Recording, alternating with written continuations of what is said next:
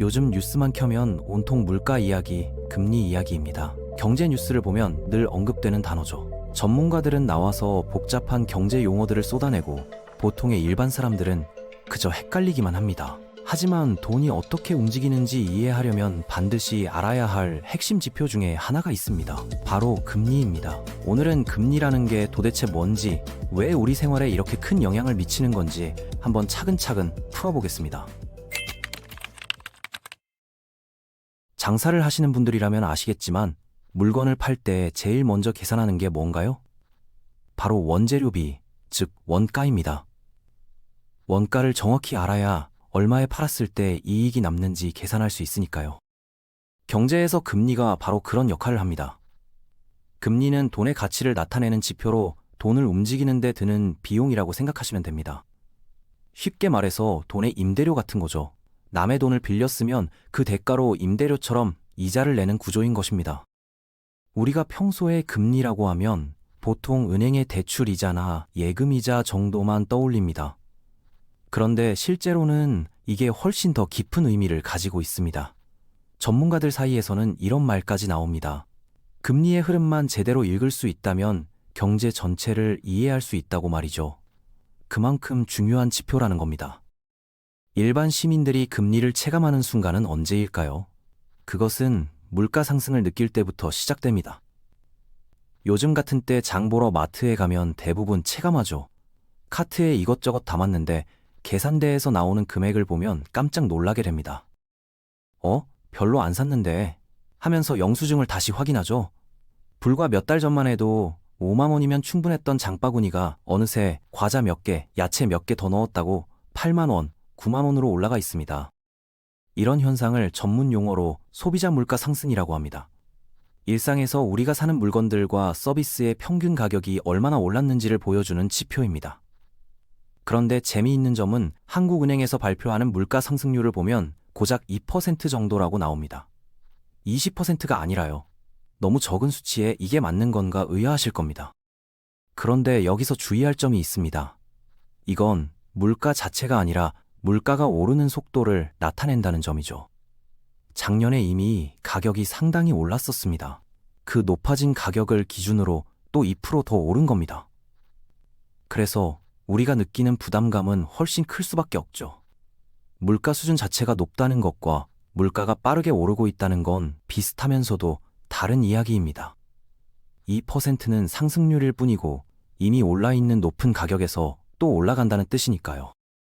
한국은행에서는 물가 상승률이 연간 2% 정도면 적정하다고 보고 있습니다. 경제가 건강하게 성장하려면 이 정도까지의 물가 상승은 자연스럽다는 것이에요. 현재 우리나라가 대략 그 수준에 와 있다고 보면 됩니다. 그렇다면 이제 중앙은행은 물가보다 다른 부분에 신경을 쓸 수 있게 됩니다. 대표적으로 경제 성장률 같은 것 말이죠. 올해 5월 우리나라 성장률 전망치는 0.88%였습니다. 이게 얼마나 낮은 수치냐면 지난 25년 중에서 코로나 시기를 빼고 가장 안 좋았던 때가 2008년 글로벌 금융위기에 타격을 받은 2009년 때였는데 그때 성장률이 딱 0.8%였습니다. 흥미로운 건 당시와 지금의 분위기가 좀 다르다는 점입니다. 2009년에는 누가 봐도 좋지 않은 상황이었습니다. 기업들이 줄줄이 무너지고 실업자가 쏟아져 나왔죠. 그런데 현재 달러 대비 원화 환율이 약 2개월째 1,400원대에 머물고 있습니다. 2008년 글로벌 금융위기 때와 맞먹는 수준이죠.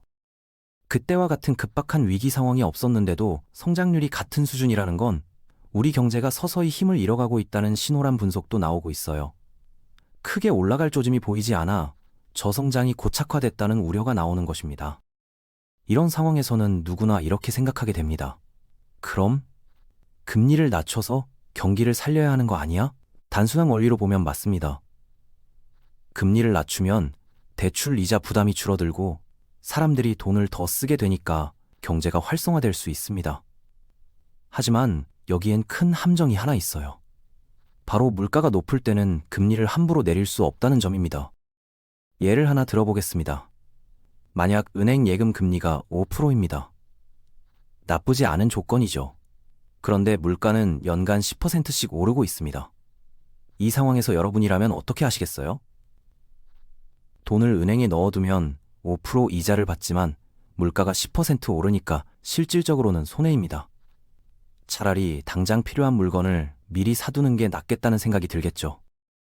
그렇게 되면 어떤 일이 벌어질까요? 사람들이 앞다투어 물건을 사재기하기 시작합니다. 수요가 폭발하면 가격은 더 뛰어오르고 물가 상승은 걷잡을 수 없게 됩니다. 이걸 막으려면 예금 금리를 물가 상승률보다 높게 유지해야 합니다. 물가가 10% 오른다면 금리를 최소한 11%는 줘야 사람들이 은행에 돈을 맡기겠죠. 그래야 돈이 실물 자산으로 몰리는 걸 막을 수 있습니다. 그래서 물가가 높은 상태에서는 금리를 낮추기가 쉽지 않은 것입니다. 한국은행은 11월 27일 2025년 마지막 기준금리 결정 금융통화위원회를 열고 기준금리를 연 2.5%로 유지하기로 했습니다.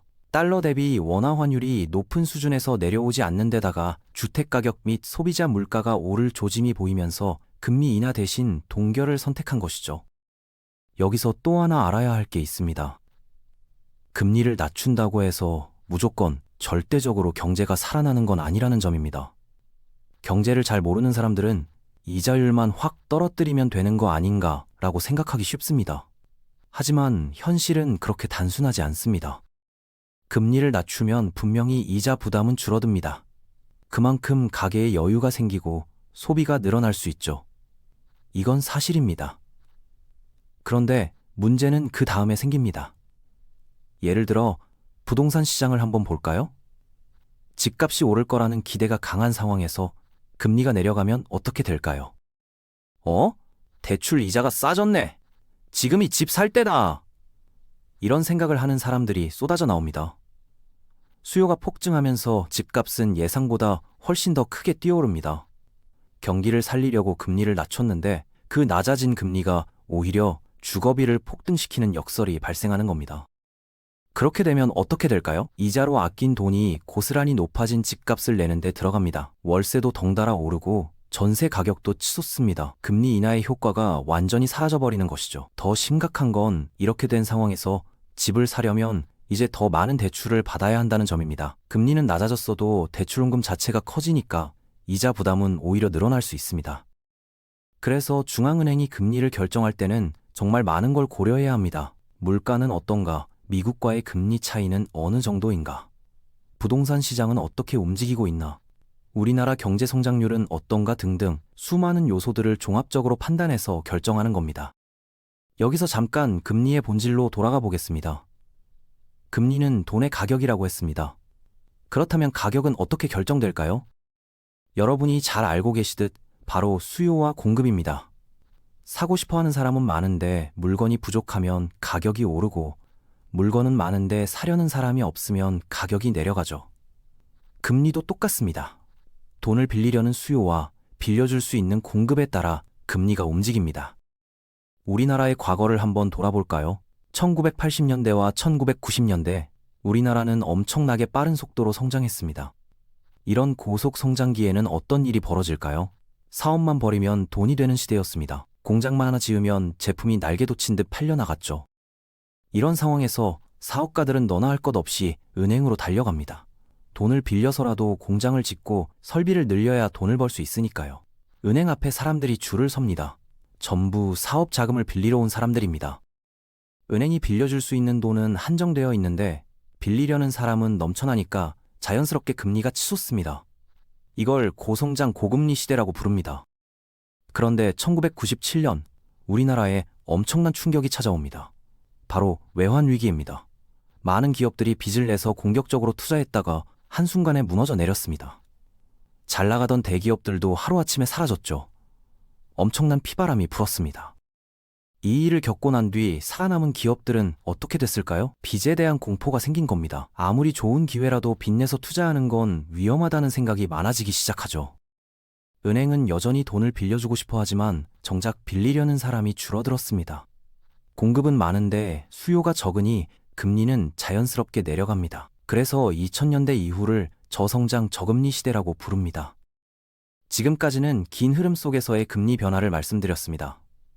그런데 중간중간 갑작스러운 이벤트가 터질 때가 있죠. 대표적인 게 2008년 글로벌 금융위기입니다. 평소의 금융시장은 신뢰를 바탕으로 돌아갑니다. 은행들끼리, 기업들끼리 서로를 믿기 때문에 돈이 자유롭게 오갑니다. 그런데 2008년에 미국의 리먼 브라더스라는 거대 금융기관이 파산했습니다. 누구도 예상하지 못했던 일이었죠. 이 정도 큰 은행은 무너질 리 없다고 모두가 믿었는데 실제로 무너져버린 겁니다. 그 순간부터 금융시장에 패닉이 찾아옵니다. 다음은 누가 무너질까? 우리 회사는 괜찮을까? 서로에 대한 신뢰가 사라지면서 돈의 흐름이 뚝 끊깁니다.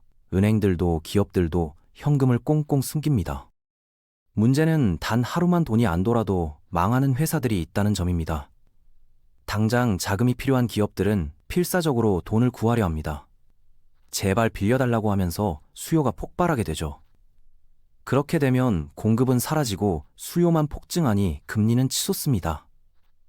실제로 2008년 금융위기 때 우리나라 1년짜리 정기예금 금리가 7%를 넘었습니다. 그런데 여기서 궁금할 수 있습니다. 금리가 어느 정도 올랐다는 것으로 얼만큼 위험한 상황인지 알 수 있는가 하는 것입니다. 사실 이건 딱 잘라 어떤 공식처럼 말하기 어렵습니다. 2002년이나 2003년만 해도 5% 금리는 엄청나게 낮은 금리처럼 느껴졌어요. 그런데 지금 5%라고 하면 와, 이렇게 높은 금리를 다시 볼 수 있을까? 이런 반응이 나오는 게 현재의 상황입니다. 우리가 일반적이라고 생각하는 정상적인 금리의 기준은 시대에 따라 계속 바뀌고 있습니다. 그래서 단순히 금리 숫자만 보고 판단하기보다는 다른 나라들과의 금리 관계, 물가 수준, 경제 성장률 같은 걸 종합적으로 봐야 제대로 이해할 수 있습니다. 평상시에 수요와 공급이 만들어내는 금리, 그리고 위기 상황에서 튀어오르는 금리를 이해하는 것 또한 경제 상황을 더 깊이 이해하는 데 도움이 되죠. 금리를 이해하다 보면 또 하나 중요한 질문이 생깁니다. 만약 우리나라 금리가 미국보다 낮아지면 어떻게 될까? 외국 돈이 다 빠져나갈까? 그래서 금리를 내리고 싶어도 못 내리는 걸까? 결론부터 말씀드리면 과거만큼 단순하지 않습니다. 예전에는 금리가 역전되면 자금이 대량으로 빠져나갈 위험이 컸습니다. 하지만 지금은 상황이 다릅니다. 돈이 바로 다 빠져나가지 못하는 이유들이 있어요. 첫 번째 이유는 글로벌 투자자들의 전략이 바뀌었다는 점입니다. 외국 자금들이 투자할 때 한 나라에 올인하지 않습니다. 여러 나라에 분산 투자를 하죠. 그리고 한국에도 일정 비중을 계속 유지하려고 합니다. 금리가 조금 낮아졌다고 해서 바로 빼는 게 아니라 한국에 이 정도는 계속 투자한다는 식으로 장기적인 관점에서 접근합니다. 두 번째는 투자 형태의 문제입니다. 외국인들이 우리나라에 투자하는 방법은 여러 가지입니다. 주식이나 채권을 사는 것도 있지만 공장을 짓거나 사무실을 차리는 실물 투자도 있습니다. 주식이나 채권을 산 경우에는 클릭 한 번이면 팔 수 있지만 공장이나 건물은 하루 만에 철수할 수 없습니다.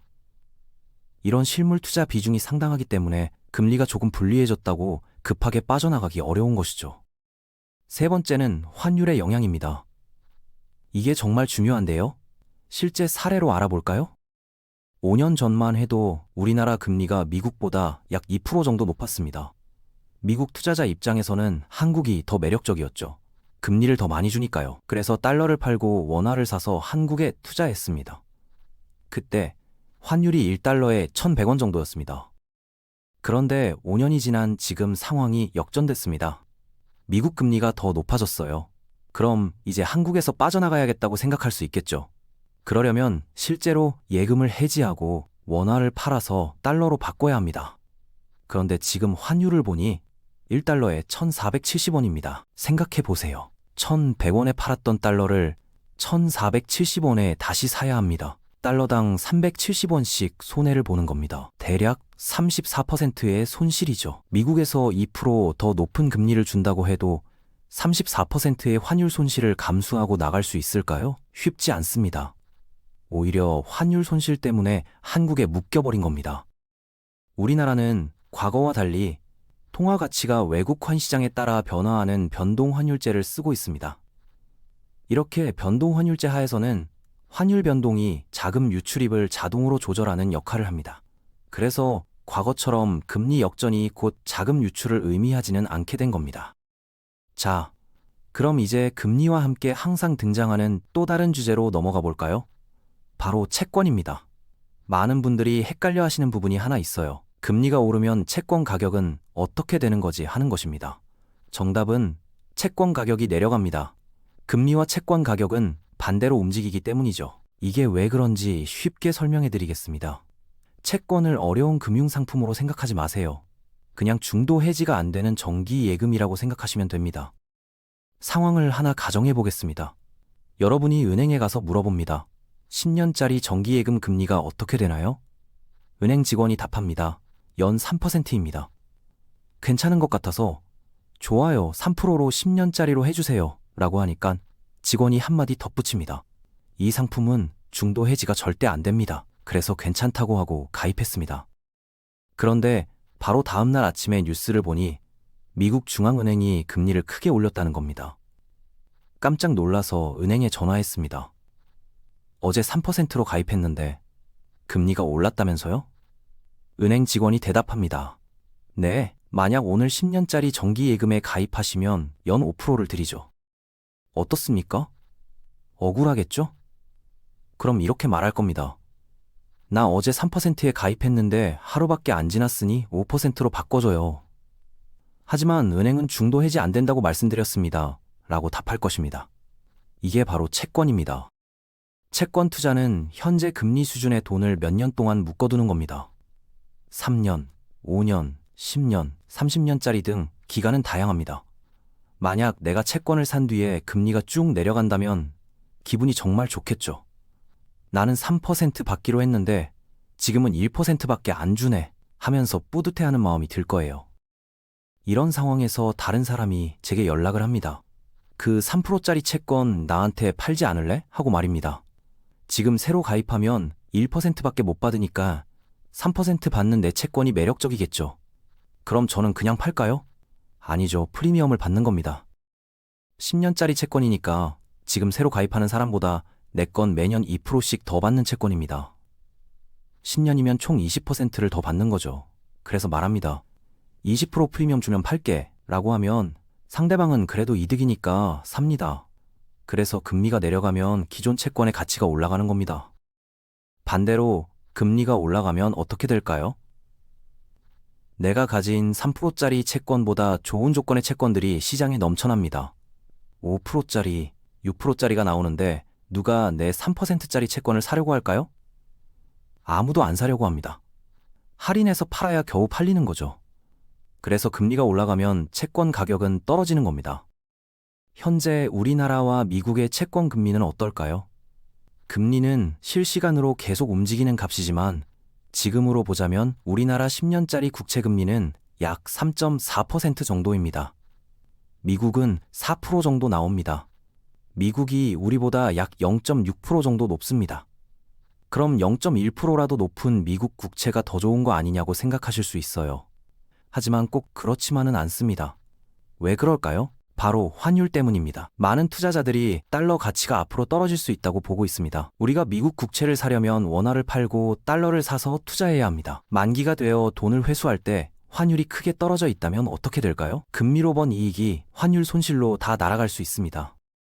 예를 들어볼게요. 1달러에 1,470원일 때 1억 원을 달러로 바꿔서 미국 국채에 투자했다고 가정해 보겠습니다. 그런데 10년 뒤 환율이 1달러에 1,100원으로 떨어졌다면 원화로 다시 바꿀 때 약 25%의 손실이 발생합니다. 10년 동안 금리로 받은 이익보다 환율 손실이 더 클 수도 있는 겁니다. 미국 국채 금리가 더 높아서 투자했지만 달러가 떨어지면 결국 수익은 모두 사라져버리는 거죠. 그래서 금리만 보고 투자를 결정할 수 없습니다. 환율, 경제 상황, 정치적 안정성 등 여러 요소를 함께 봐야 하는 겁니다. 경제를 이해하기 위해 알아야 할 개념들이 정말 많습니다. 세상이 빠르게 변하면서 새로운 지식과 정보도 계속 쏟아져 나옵니다. 어떤 사람들은 이렇게 말합니다. 경제 지표나 개념 같은 거 몰라도 돈 벌 수 있다고요. 어떻게 보면 맞는 말입니다. 지식의 깊이가 투자 성공을 100% 보장하지는 않으니까요. 운도 중요하고 타이밍도 중요하고 심리적 요인도 작용합니다. 하지만 지식이 있으면 분명히 유리한 고지를 점할 수 있습니다. 구체적인 예를 들어볼까요? 금리가 높을 때 잘 되는 산업이 있고 금리가 낮을 때 잘 되는 산업이 있습니다. 환율이 높을 때 수출 기업들은 좋아하고 환율이 낮을 때는 수입 원자재를 많이 쓰는 기업들이 좋아합니다. 만약 이런 원리를 이해하고 있다면 어떨까요? 지금 금리가 낮아지는 추세네. 그럼 기술주, 성장주 쪽이 유리하겠구나. 또는 환율이 높아지고 있네. 수출 기업 주식을 좀 봐야겠다. 이런 식으로 좀 더 전략적으로 접근할 수 있습니다. 반대로 이런 기본 원리를 모르면 어떻게 될까요? 남들이 좋다고 하니까 무작정 따라 사고, 떨어지면 당황해서 손절하고, 또 다른 데로 옮겨 다니다가 결국 손실만 누적되기 쉬운 것이죠. 경제 공부가 투자의 전부는 아니지만 최소한의 방향성을 잡는 데는 분명히 도움이 됩니다. 그리고 그 출발점이 바로 금리입니다. 금리가 단순히 은행 이자율이 아니라 경제 전체를 움직이는 핵심 동력이라는 걸 이해하셨을 겁니다. 이제 뉴스에서 한국은행 금리 결정 소식이 나오면 조금 다르게 들리실 거예요. 아, 이번 결정에는 이런 요소들이 작용했겠구나 하고 말이죠. 경제는 어렵지만 차근차근 하나씩 알아가다 보면 우리 삶과 밀접하게 연결되어 있다는 걸 알 수 있습니다. 금리의 흐름 또한 읽을 수 있다면 경제 전체의 맥을 짚을 수 있고 그게 결국 더 현명한 선택으로 이어질 수 있는 거죠. 그리고 그 이해가 결국 좀 더 나은 선택을 하는데 도움이 될 것입니다.